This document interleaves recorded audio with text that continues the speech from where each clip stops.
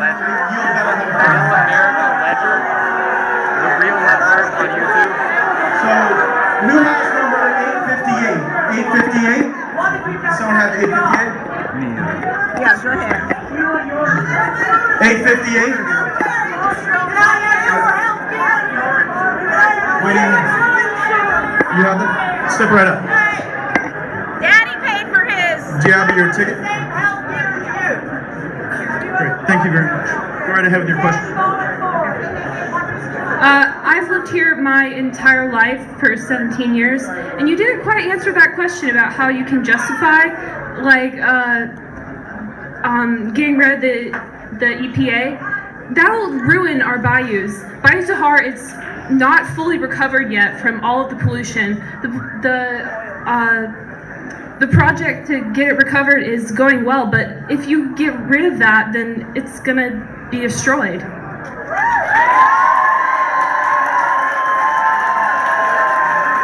Where we agree is that the environment has to be a priority and that we have to have a regime in place that protects the environment. Where we disagree is what is the best way to achieve that outcome. And so you may not have heard my response to the last question about that. Well, I can barely hear it, but so I wouldn't blame you. But my belief is that the $8 billion we're currently spending on the EPA is not appropriately utilized to be able to really get in and punish polluters. Imagine a world that... Yeah. Well, that is the solution that I offer. The solution I offer... You need to elaborate. We don't know what that means. Okay, well let me elaborate to the best extent I can. First thing we gotta do is we gotta take the $8 billion that's being spent by the EPA, and we've gotta get all of the value out of that money to help the environment. Well, one way we do that is by empowering more robust local enforcement of high federal standards. And we can do that if we would take that money and actually use it for the things that would help the environment. That's my answer. That's my paradigm. It's not overly complex. Who's got 891? 891? Can I get your ticket? Great, thanks. Thanks. So on your website, I see you have HR 193. Are you endorsing that bill, sir? HR 193 about pulling out of the United Nations? Yeah, So, given the U.S.'s failure to join the League of Nations in the 1920s being a huge contributing factor to World War II, and the current rise in nationalism, rightist nationalism in Europe, and Russian aggression, do you think that sends a bad sign to the world as a whole that the U.S. would pull out of essentially the governing body for the world as a whole? Do you not think that history repeating itself is not joining the League of Nations? Yeah, I reject the premise that World War II was started by not joining the League of Nations. I think World War II was started as a consequence of, hold on, I'm trying to answer your question. I'm allowed to reject, I don't have to agree with the premise of the question. Yeah. Okay, I'll give you. So, as a contributing factor, the big issue here is us pulling out of the United Nations as a sign to the world we don't support the world's governing body. So yes, the League of Nations is an example of us doing that, but I'm not equating the League of Nations and the United Nations to being the exact same entity, because clearly the League of Nations was flawed in various other ways. But do you not think it sends a bad sign, we're pulling out, and now, Russia and China have a permanent seat on the Security Council, and we're not there to fact check them? So, I think, to answer your question, I think what sends a worse sign is to continue to support a globalist entity that is anti-US, that is anti-Israel, that doesn't stand up for human rights. And by the way, the United Nations funds terrorism throughout the world. And here's how. Yeah, I will. So the US tax dollar goes to the UN. The UN... Where did you get your education, Matt?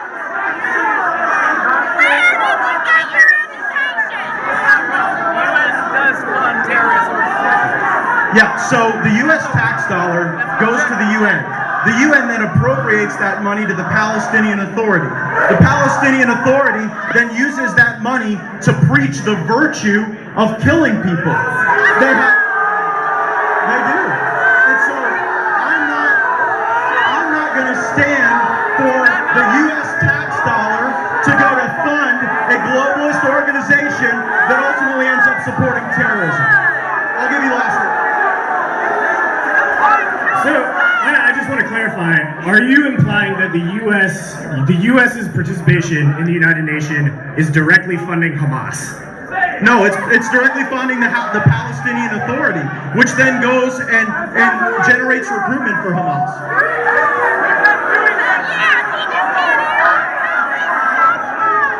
Who has number 822? 822? 822.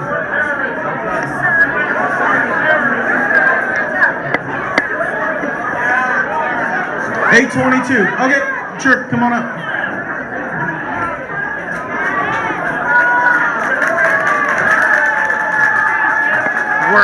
The day is worth it.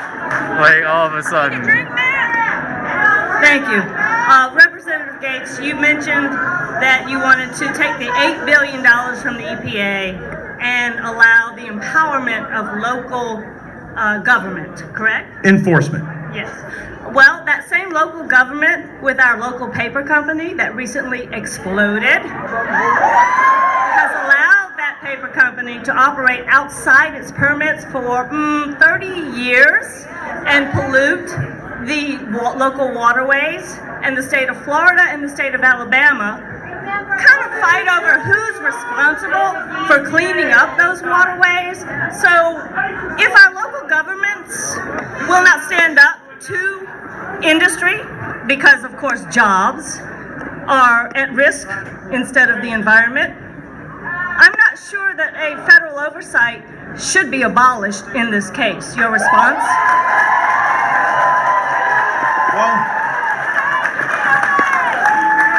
if the EPA is the great panacea for environmental protection, they sure failed in cantonment. So, that would probably be my response. I also think that there's nothing wrong with having high standards with the Clean Air Act and the Clean Water Act.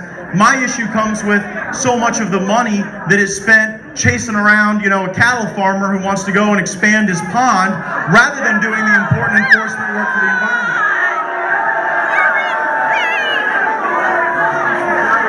Who has number 774? 774? 774. Okay, step right up, ma'am.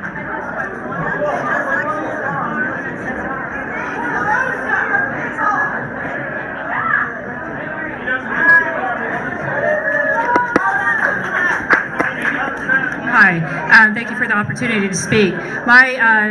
First off, I'd like to ask you to withdraw Bill H.R. 861, which includes abolishment of the EPA.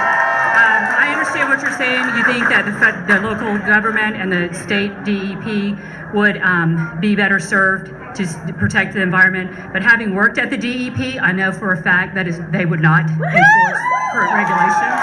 So I don't think that's a viable idea. And not to mention, the air, land, water, they don't know boundaries. From one state to the next, everything moves. So it's not going to be, it's not logical. So please just consider withdrawing the bill. Thank you.